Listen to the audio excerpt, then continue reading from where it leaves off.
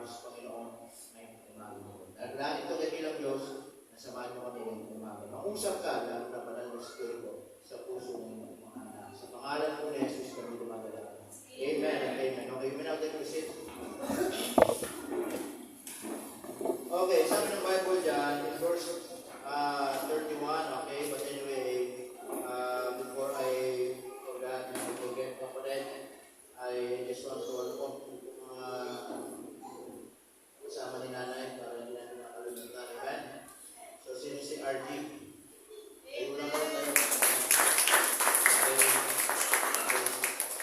Tayo lang kayo. Mahal nila po si Father ko. Okay, si RG. Tapos si Rain.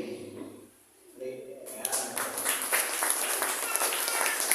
Tapos si Manuel. Erwin. Amen. Salamat po sa Panginoon. Amen. Ayan, mga lahing ni Nanay. Amen. Salamat po sa Panginoon. Nakasama po namin. Mga kuya. Amen. Sabi ko nga, sana hindi ko yung huli. Yung masimula. Ayun, magiging makasama po namin sa pananambahan every Sunday at maging pagpapala po sa larangan ng Panginoon sa salita ng Panginoon. Amen? Okay, so tayo po magpatuloy. Okay, ngayong umaga ating pag-uusapan dito si Apostol Pablo. Siya po ay nangangaral po ng salita po ng ating pong Panginoong Diyos. Amen? At sa kanya pong pangangaral, tandaan po natin si Apostol Pablo, sa kanya pong pagmiministeryo, isa po sa kanya pong naging puhunan sa kanya pong buhay, yung pong siya po yung mangaral ng salita ng Panginoon. Amen, mga kapatid? Na marami pong pagkakataon sa kanyang buhay, siya po yung kinulong. Sa kanyang buhay, pagmiministeryo, marami pagkakataon na halos ay lagay sa tingin ng kamatayan ng kanyang buhay. Amen po ba? Marami siyang na-experience. Mga tao at iba't iba, at yung iba halos patayin siya, halos ikulong siya. Amen? At may pagkakataon na siya po'y binato, tama? At sa kanya po mga missionary journey, sumasakay siya ng mga bangka, halos magkaroon ng mga shipwreck, masira yung sinasakyan, at halos hindi kamatay niya. Pero, yung mga bagay po yun ay hindi naging reason para si Apostol Pablo ay hindi huminto, lalo higit sa lahat, sa kanya pong panawagan po sa buhay. Tama? And I just want you to understand, mga kapatid, nowadays, marami pong mga ngaral ng salita ng Diyos. Una, na hindi po nangangaral ng tunay na katotohanan ng salita ng Panginoon. Amen? Marami pong mga ngaral ngayon, sa panahon ngayon, na humihinto sa pangangaral. Because of many experience in their lives, so many preachers decided not to continue kung ano yung pinagpanawagan nila sa Panginoon. Tama?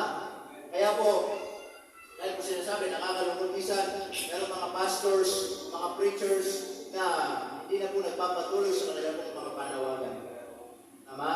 Marami po mga kakilala na sila yung mga pangangaral ng salita ng Panginoon, but because of many things happen in their lives, they need to set aside, amen, their calling, and they need to, mas pangunahan o mas gawin itong ganitong bagay sa kanilang buhay. Tama po ba, mga kapatid? Yung iba, may mga pangangaral, pero pinagpapalit yung pangangaral minsan sa trabaho. Tama, mga kapatid? And I'm just telling what is happening. Sinasabi ko lang po kung ano yung nakikita namin at ano yung nangyayari po sa panahon. Kasi based on our experience, marami pong mga ganyan. Tama po ba, mga kapatid? Na mayroong tinawag on the first place, pero in the midst of their calling, humihinto na sa panawagan. Tama? Pero Apostle Paul set us a good example, mga kapatid, mga kaibigan, na in spite of kung ano yung mga naranasan niya sa kanyang buhay, hindi siya huminto. At nakita natin, at the end of the story, di ba, nakakulong siya.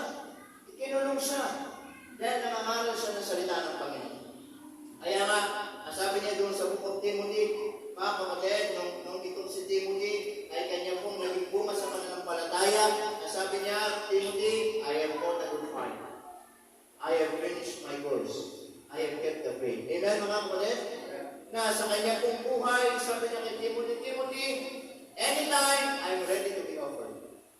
Anytime, kung nais ng Diyos, kuhanin niya na ako, matanda na ako, okay na ako. Kasi alam ko sa sarili ko, sabi niya, lumaban ako ng mabuting pakikipaglaban. Amen? Natapos ko yung karera ng buhay na ipinagkatiwala ng Diyos sa akin. Amen mga kapatid? At sabi niya, naingatan ko yung aking pananampalataya. Na in this world, marami pong mga bagong pananampalataya, mga bagong mga doktrina, pero sabi ni Pablo, I have kept the faith. Hindi ako nadala ng sistema ng mundo. Hindi ako nadala ng mga ibang mga pangangaral, kahit magaganda pa sa pandinig yan. Amen? Nasabi ni Pablo, kung ano yung napakinggan ko noon, ano yung tinanggap ko ngayon, hindi ko na ipagpalit yun. Si Pablo, marami na kasama sa ministeryo na iniwan si Apostol Pablo. Andiyan na si Dimas. Amen? Pero sabi ni Pablo, I have fought a good fight. I have finished my course. I have kept the faith. Amen? And I just want you to understand ngayong umaga, mga kapatid, yung trabaho po ni Apostol Pablo, ano po yun? Isa na po ang kanyang trabaho sa buhay. And that is to preach the gospel of Jesus Christ. Amen? It says, mga kapatid, preach the word in season and out of season, sabi niya kay Timothy. Tama? Now, ano yung klaseng preaching ngayon, mga kapatid? Preaching that get God's resource. Amen? Preaching that get God's resource. Na ano yung klaseng pangangaral na ginawa ni Apostol Pablo?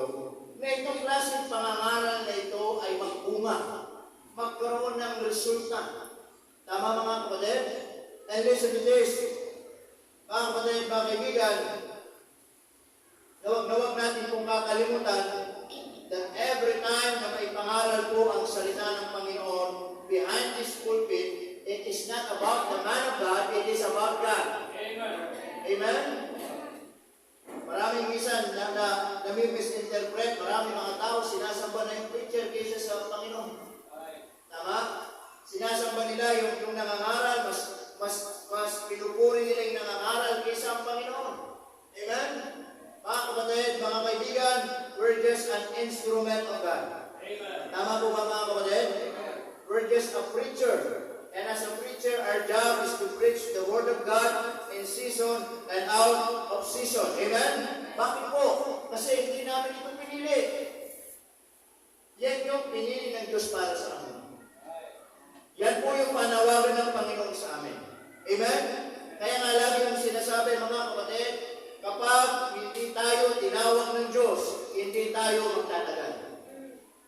Tama po ba mga kapatid?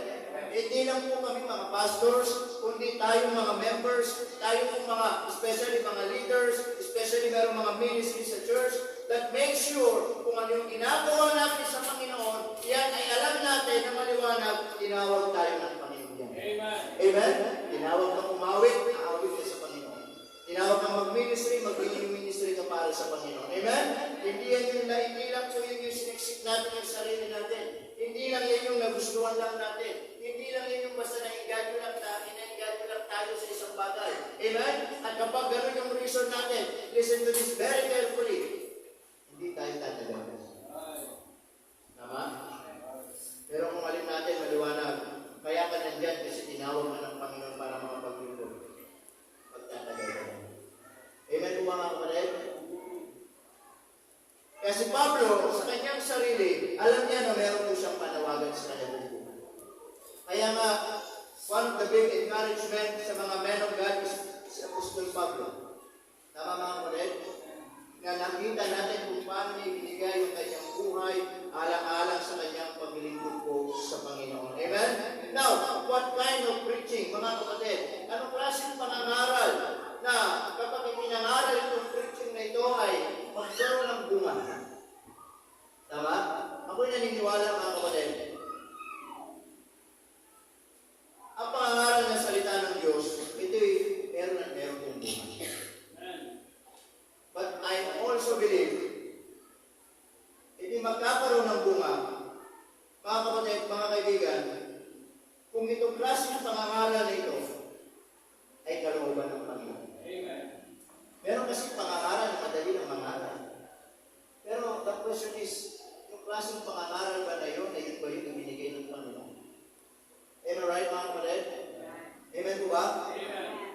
po, hindi po kami nangangaral dito kung ano yung gusto lang namin sabihin.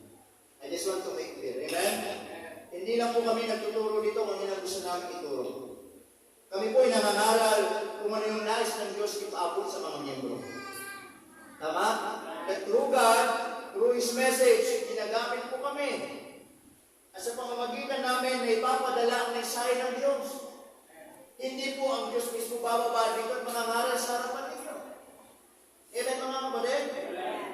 Kaya nga po, kailangan namin mangaral, kailangan namin mangaral, dahil upang sa ganoon, makita namin kung ano yung nais iparating po ng Panginoon po sa amin. Amen mga kapatid? So number 1, what kind of preaching, mga kapatid, that God gets the result? Amen? This kind of preaching is what? Compassionate preaching. Amen? Compassionate preaching. Sabi ng Panginoon diyan, sabi ni Apostol Pablo in verse 19 ng Acts chapter 20, serving the Lord with all humility of mind and with many thirsts and temptations which befell me by the laying wait of the Jews. Amen? Nasabi diyan, serving the Lord with all humility of mind. Tama po ba? Alam nyo, ang tunay na nangangaral ng salita ng Diyos na may dala-dalang isang mensahe, sabi diyan, compassionate. Tama mga kapatid? Ay yung taong nangangaral na merong marunong siyang magpakumbaba sa Panginoon. Tama mga kapatid? Amen po ba? Amen. Kailangan compassionate preaching. Pag sinabi natin compassionate, meron itong pag-ibig. Amen mga kapatid? Isang pag-ibig na minsan masakit, pero kung may pag-ibig, masarap sa pakiramdam.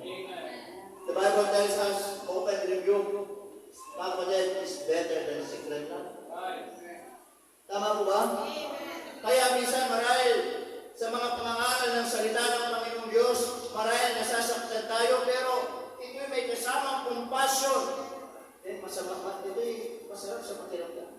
Na kahit alam natin masakit yung preaching, alam natin masakit yung pangangaral, pero nakita natin nandun yung compassion, nandun yung pag-ibig na tinuturo sa atin na kahit masakit kasi mahal tayo ng nangangaral. Masarap sa pakiramdam. Amen.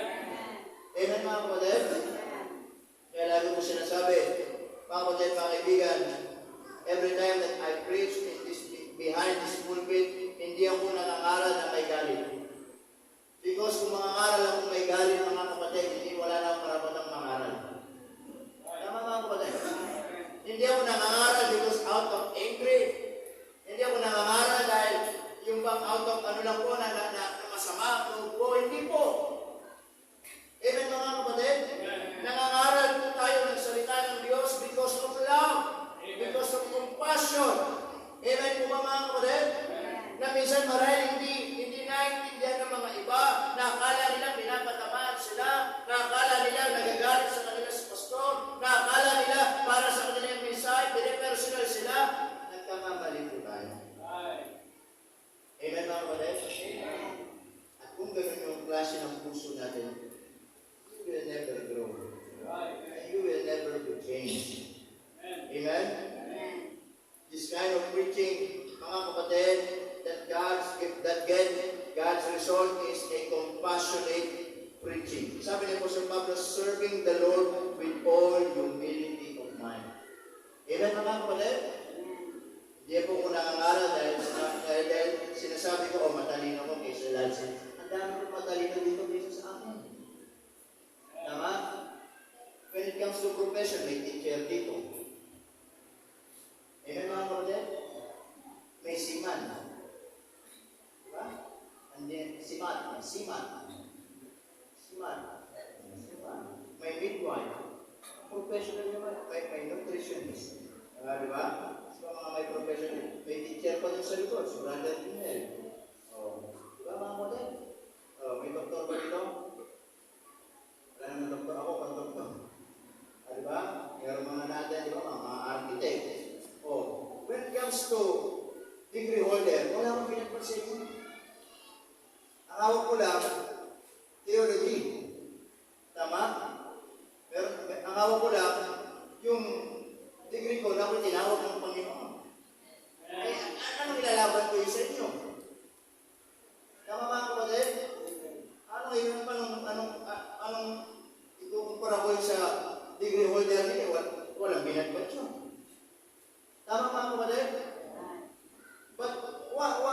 sa inyo mga kapatid, hindi ako nangangaral dito pa dahil matalino ako sa inyo, dahil mas marunong ako sa inyo. Hindi po ganun.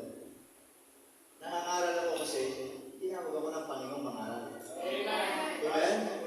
And I'm always telling mga kapatid, every time we go inside of this church, wala na po kung pakialam kung anong klaseng tao ka, kung anong klaseng degree holder meron ka. Wala kong pakialam kung doktor ka, teacher ka.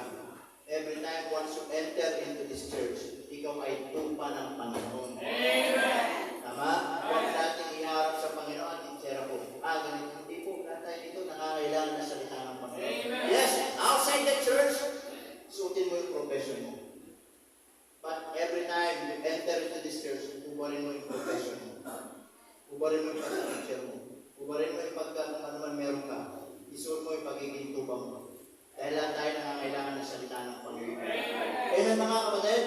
So sabi po rito, this kind of preaching is compassionate preaching. Amen po ba mga kapatid? Sapagkat minsan, maraming mga miyembro, mga kapatid, dahil mataas ang pinag-aralan, minamalit yung pastor. Mga miyembro ganyan sa mga pasimbahan. Amen? Na minsan sa sobrang talino, pati yung pastor ay tinutulong. Wala naman sa magturuan yung pastor, kailangan ko pa. Tama? Yung iba mga miyembro, pinapalis yung pastor kasi wala doon. Hindi nila naunawaan, mga kapatid. Kung ano yung dagilang pinagkaloob ng Panginoon sa lingkod ng Panginoon para mangaral ng salita ng Diyos. Amen? Isa ng tao, mga kapatid, hindi kaya mabuhay ng walang pera. Isa ng tao, hindi kaya mabuhay ng walang pagkain. Hindi kaya mabuhay ng walang trabaho. Pero minsan, may mga tao kaya mabuhay ng walang preaching. Kaya na-asyo, kaya ba natin mabuhay ng walang salita ng Diyos? Amen? Kasi tingnan mo nga yung pakiramdam na linggo-linggo wala kang salita ng Diyos na papakinggan. How do you feel? Amen? Kaya magpasalamat tayo kung meron tayong pastor na ibinigay ang Panginoon. Amen! At yung pastor na yon, siya po'y nangangaral ng salita ng Panginoon para po sa atin. Tama po ba mga kapatid? So sabi ng Bible, this kind of preaching is a compassionate preaching. Amen? Hindi po ako nangangaral sa atin na galit ako o anuman o out of angry, but it is out of love. With compassion. Kasi kung hindi tayo makakarinig ng mga salita ng Panginoon, hindi tayo matututo. Tama mga kapatid? So number 2. This kind of preaching also is a Christ-centered preaching. Amen? Sabi ni Pablo dyan, in verse 21, testifying both to the Jews and also to the Greeks, sabi niya, repentance toward God and faith toward our Lord Jesus Christ. Amen? Amen? Like ito sinasabi, in our church, we will not preaching or we will not preach about prosperity. Tama? Dito sa church na to, hindi natin ipapangaral kung ano yung pinapangaral ng sanlibutan. Hindi ko ituturo paano kayo maman. Hindi ko ipapangaral kung paano ka maging kilala sa mundong ito, mga kapatid. Dito sa church natin, isa lang yung pinapangalan natin. Ang pangalan ng Panginoon sa Kristo. Amen po ba mga kapatid? Kapag ang isang pangangaral, hindi na po si Kristo ang sentro, huwag kayong makinig sa klase ng preaching na yun. Hindi po yun yung kalooban ng Diyos na pangangaral na makakatulong sa buhay ng tao. Marami nang nangangaral ngayon. Amen mga kapatid? Magtiwala kayo sa Diyos, yayaman kayo. Buklan ninyo yung mga payong ninyo, sabihin kayo yung mga pagpapala. Amen mga kapatid? Manalato, magtiwala kayo sa Diyos, gagandang buhay ninyo. Mga kapatid, mga kaibigan, dito sa church natin, never kong pinangaral ang sarili ko. Amen? Never kong pinangaral ang bawat isa po sa atin. Wala po dito ang may tataas kundi ang Panginoon. Amen! Naunawan po natin. Hindi po ang tao ang may tataas dito. Ang Panginoon po lagi. Amen mga kapatid? Kaya nga sa pangangaral ng salita ng Diyos, lagi natin itinuturo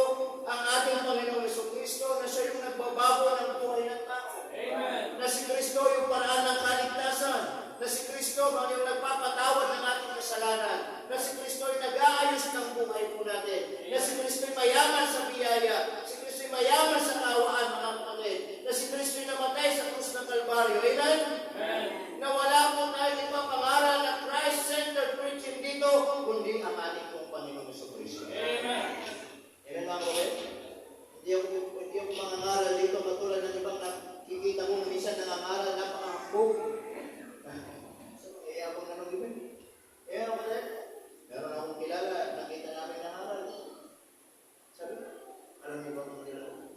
Sabi ko. Kaya, yung mga sasakyan ko dyan sa labas, yan yung isang sabi ko, mamahaling sasakyan na wala pa dito sa Pilipinas. Amen? Minsan, nakakalong isipin, hindi na si Kristo ang naging sentro ng pagpupuli. Hindi na si Kristo ang sentro ng pananambahan. Hindi na si Kristo ang sentro ng pinag-uusapan. Amen? Tama mga kapatid? Kaya minsan, humiiwas ako sa mga taong, minsan, mga kapwa ko din pastor na pag-alam ko may kayabangan. Hindi ako sumasama. Minsan, may time na nagsama-sama kami. Very simple. Pero pinag-usapan kung ano yung nabiling sasakyan ko. Ay, bakit yung sasakyan ko ngayon? Hindi ako makalilig, wala akong sasakyan. Ayaw ko yung sumabot sa mga senior citizen. Di ba yung pinag-usapan din nila? Paano maintenance? Wala naman akong nararamdaman sa mga. Basta ito, kung nararamdaman kasama. Di ba, sa kalalagay. O, di ba? Pag mga mata-mata pinag-usapan, kung ano yung mga nabiligan, magkano yung support. Isang ganyan pinag-usapan. Kung ano yung support, yung sasakyan. Pag doon naman sa mga natulang ko sa maintenance mo yan. Ang ganda ng katawan mo. Pero alam niyo mga kapatid, wala dapat tayong ibang pinag-usapan kundi ang Panginoon. Amen? Sa ating pong iglesia, si Kristo po ang pinangangaral po natin dito sa pulpito. Amen? Amen? Wala po tayong ibang ipapangaral sa pulpito, si Kristo lang. Tama? Lalong-lalo na po sa kaligtasan. Hindi natin ipapangaral dito ang baptisang daan patungo sa langit. Hindi natin ipapangaral dito mga kapatid na kailangan magpakabuting tao para pumunta sa langit. Hindi natin ipapangaral dito mga kapatid, lagi kang magsimba, yayaman ka. Hindi po. Papangaral lang natin dito ang pangalan ng ating Panginoong Kristo. Amen? Amen. Then number 3. Isa po natin. Okay? Number 3, this kind of preaching also is a courageous preaching. Yes. Diba? Kung meron man kung isang bagay na kailangan natin na gawing katapangan sa buhay po natin, yun po yung pangangalan ng salita ng Diyos. Amen mga kapatid? Kaya nga lagi po sinasabi, kung meron po dapat matapang na tao, tayo po mga baptist. Tayo po mga Kristyano. Hindi matapang dahil sa away o anuman, kundi matapang tayo sapagkat nasa atin ang katotohanan. Amen. Nasa atin yung tamang paraan ng kaligtasan. Amen mga kapatid? Na hindi tayo nagduduwag na ipangaral na si Kristo ang daan ng kaligtasan. Amen. Tama po ba? Hindi natin ikakaya na si Kristo namatay para sa atin. Amen? Sinasabi natin ligtas tayo, kinakaya naman natin ang Panginoon. Amen po ba mga kapatid? Kaya ako po, as your pastor, kilala niyo naman ako mga kapatid. Every time that there is an opportunity to preach the Word of God, I'm always available. Amen? Sabihin nyo lang ako, kailan tayo mangangaral ng salita ng Diyos. Amen? Sabihin nyo lang ako kung anong gagawin natin, mangaral tayo ng salita ng Diyos. Sapagkat yan ang pwede natin gawin, katapangan natin, ipangaral natin ang katotohanan ng Biblia. Tama po ba mga kapatid? Hindi po ako tatanggi pagdating sa pangangaral ng salita ng Panginoon. Amen? I remember when I was, nung first year college po ako dun sa Bible school. Talagang, yung magiging speaker natin, yun yung nagtulak sa akin na mag-preach ako. Okay? Meron kasi kami natin parang fellowship yun puro mga young people. Siya yung mag-preach. Kasi, pero sila ko nag-porter siya. Siya yung inatasan ng pastor. Sabi niya, di ba nag-aaral na ng Bible school? Ito, sabi niya. Hindi ko na lang mag-preach. Ayaw ko sabi. Ayaw ko sabi ko. Kasi bago-baguan pa lang ako noon. Ginawa niya, tinuruan niya ako. Sige, sabi niya, pumunta dito. Pumunta ka dyan sa kwarto. Sabi niya, sa kwarto, pumunta ka dyan. Tapos, sabi niya, mag-pray ka dyan. Tapos mo mag-pray, magbasa ka ng verse. Tapos mo magbasa ng verse, pwede mo ng Christian kung ano yung pinakita ng Panginoon. Sabi niya, hindi ako. Sabi niya, hindi. Magkulong ka dyan, magsisigaw ka dyan, wala makakarinig dito sa isa labas.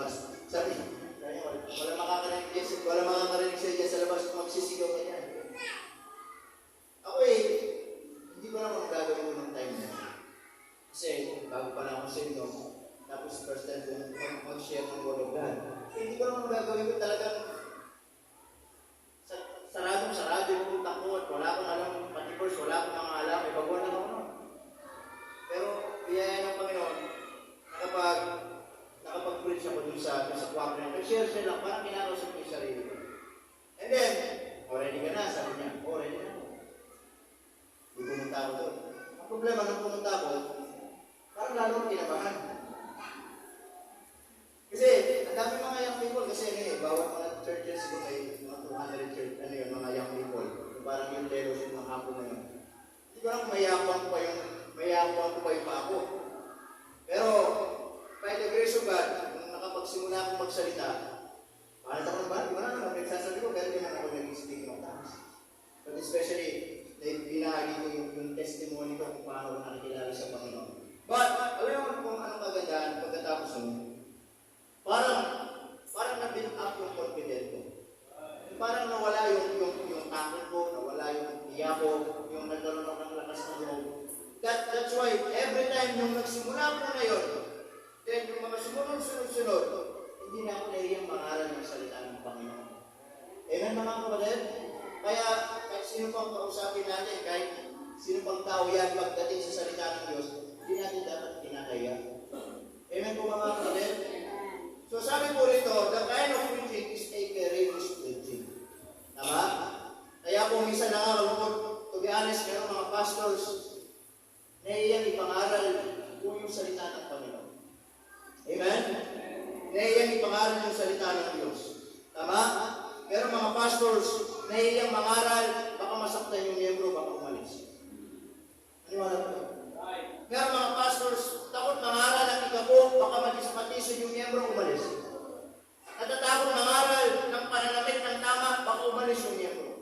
Huwag natin ipapahigayan, ipangaral kung ano yung tama. Amen. Amen mga kapatid? Pag sinabi ng Biblia, ipangaral po natin. And I don't care kung merong maalis, merong matitisod, merong masasaktan. Amen mga kapatid? Bakit? Nasaktan ka kasi pinangaral ng katotohanan. Masama doon. Tama po ba? Yan, minsan meron mga nangangaral na takot mangaral kasi baka mawala yung miyembro, papawasan yung miyembro. Amen? Natatakot mangaral, baka mawala lalo na yung mga giver sa church. Pag nawala yung mga giver, wala nang offering sa church. Hindi po ako ganun mga kapatid. I'm always telling you this because ito yung panawagan ng Panginoon sa akin. Amen mga kapatid? Tama po ba? Amen. I'm not after, mga kapatid, kung ano yung ibibigay natin sa mayaman ng Diyos. Tama po ba mga kapatid? Amen. Sabi diyan, this is a kind of preaching, is courageous preaching. Amen? Yan, minsan meron mga nangangaral na takot mangaral. Amen na yun sa sinasabi. Baka masaktan yung kapatid, masaktan yung ganito, umalis sa church, mabawasan. Di ba aling mawala ng miyembro? At least pinangaral ng katotohanan. Amen? At least nakita mo, kayo umalis na yun. Mga kapatid, hindi malagot sa Panginoon. Amen mga kapatid? Kayo umalis na yun. Ayaw ng katotohanan. Kahit di ba sa po dito, basta sa katotohanan eh. Amen po ba mga kapatid? Huwag tayo matakot ipangaral kung ano yung tama. Huwag tayo matakot pangaral dito sa church. Amen? Na pinikalan ng Diyos, lalaki at babae, walang panglat, walang tomboy.